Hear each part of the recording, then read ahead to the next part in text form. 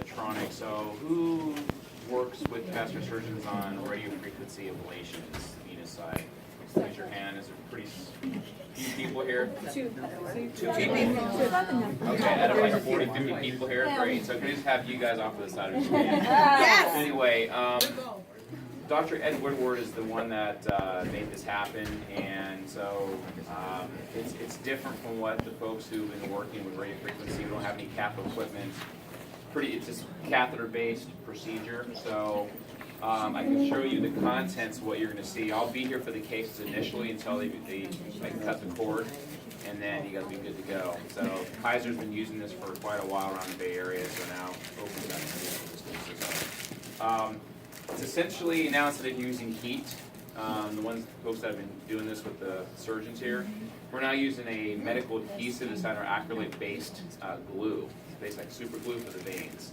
So instead of applying heat and including it, we're now using a glue, and the body looks at a foreign body, and then starts a fibrotic process, injury response, closes it up. And the good thing is there's no compression stockings required before or after. There's no tumescent mixture, needle sticks that's required. Simply just a Band-Aid when you're done.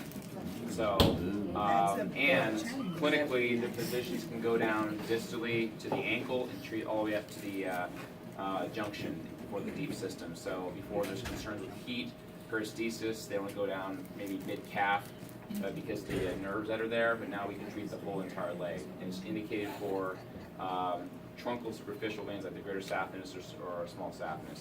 So anyway. So here's our cure when we're all old and we have all our horrible varicose veins. So it's kind of the next paradigm between venous reflux in the superficial systems and next shift. So with stripping, ablation, now we're doing Venaseal.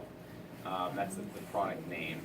So I'll be here, I know, when we get to the point where we need to be kind of going through the details again, but essentially you're going to get a few things in your kit. It's a clamshell approach, open up the top, and then you'll have these contents. So you're going to have your typical sterile field with things that you flush, and those items you're going to get a 7 French blue sheath with a dilator. That'll be flushed, it'll go on your table. You're going to get the rest of your items. So you're also going to get an 035 180 cm J-wire. These things are all flushable, good to go on your regular table. The other thing that's really important is to have a dry table, because when this glue hits blood or saline, it instantly polymerizes. So it's instant. That's why when we design this, it does not embolize, so it doesn't migrate. It's very safe in the body. The other items you're going to have on your dry table, you're going to get your, do the arts and crafts when you were a kid back in there. You're going to get your glue gun. You're going to get a couple of 2 3cc syringes we're used for drawing up the adhesive with 2 14 gauge draw tools. I only had one with me. You're going to get 2 of each in your kit. This is all on the dry side, and most importantly, this is your glue catheter. It's inert, so the glue is not going to stick to this. We never ever flush this.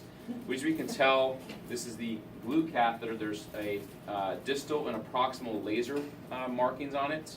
Again, I will be in the room to make sure you don't flush that, because once you flush it, the kit's done. Again, once you put the glue in there, it's going to polymerize. So this is the most important part, does not get flushed at all. Off to the side of the table. So I don't want to get too much into the weeds as far as like what the physician's going to do, but essentially Dr. Woodward is going to gain access. The ones that have been doing radio frequency, you've done 2 cms in the junction. This way you're going to go 5 cms from the junction at the end of the catheter. We just make sure we don't want to embolize anything, especially the deep system. And he's essentially going to look for air lumens that are designed into the catheter in transverse venous ultrasound probe. From there, he'll do a series of compression, glue, and pull back of the catheter until he gets out, and then a Band-Aid. Again, there's no wrapping afterwards. Again, I don't want to get too much into the process, but essentially the most important for prepping, pull the contents out of the package. Everything is flushable other than the catheter has the markings on it, I will be there to make sure you guys are aware of that. There are no replacement parts of this, so we don't sell like an extra sheath or dilator or catheter. So we want to take precaution that we don't basically, you know, hit the wall, hit somebody else, and becomes unsterile. Guess we got to open up an entirely new Venaseal kit. They're pretty pricey. They're premium. It's essentially the same way of getting to a location, right? RF is you're taking a coach to fly somewhere. Venaseal is first class, so you're going to get you there, but it's a different way. And it's a different experience, better experience for the patient. And there's no tumescence, there's no needle sticks, no compression, and we can treat the entire leg. So I'm not sure what else, other details you want, but it's, again, there's no plugging into an RF machine. There's no bells and whistles, pretty anticlimactic when you're done. You pull the catheter out, and the patient's like, that's it, that's it. Is it just Dr. Woodworth that's going to use it? So I heard of Dr. Terry Chong, right? Mm-hmm. He may be the other physician who might incorporate this into his procedures, but Woodworth brought it on, and I believe maybe Jimmy Pack may use too. So it's a process. What's the recommended time to compress after the glue is injected? So with that, and they're getting into the weeds here, but good question. So initially, the first compression hold is 3 minutes. So we're creating a dam, right, kind of ahead of it. That way the glue doesn't go anywhere. It's not going to travel, but we're very conservative. And then all the rest of the pullbacks and compression and aliquots of glue you do is all 30 seconds each segment. So it's still segmented ablation. Instead of using a heating element, you're now doing glue. What else? And each aliquot of glue, each trigger pull is 0.1 cc's that you get precisely. And the average GSV that we did in the studies and the trials was about 1.2 cc's, and you can do about 33 cms of a GSV. But they give you 5 cc's of this, so it's like liquid gold. So I've been in a lot of cases where we'll do multiple leg segments in one case. So you could get at least one leg with that? At least, yeah. I've been in 3 segments. As far as if they map out accordingly and precisely ahead of time, then they can do a GSV, another GSV, potentially maybe an SSV if they have it in one case. But again, that depends on how tall the limb is, the patient's varicosities. They can still go back in, like on RF, you can do up to 3 treatments per segment. Same thing with this, if you have a large varicosity or a tributary or a junction or a perforator there, you can do 2 or 3 in that one segment. But they're very generous with the amount of glue that you get. Who's heard of Dermabond or TrueFill with other applications? Like with Dermabond was with skin lacerations, and then TrueFill was with AVMs, liquid embolization. Same class of adhesive, but a different proprietary blend for the veins. So Dr. Raby, who's heard of the Raby catheter back in the day? He's an IR doc up in Spokane. He designed this. So I don't know the blend of it. It's above my pay grade. So yeah. Any questions at all on I know it's only a few of you involved with this, but it's pretty exciting to have this on board here. Have we used it yet? Has not been used yet. We just got approval through the committee, and Dr. Woodward's been through training.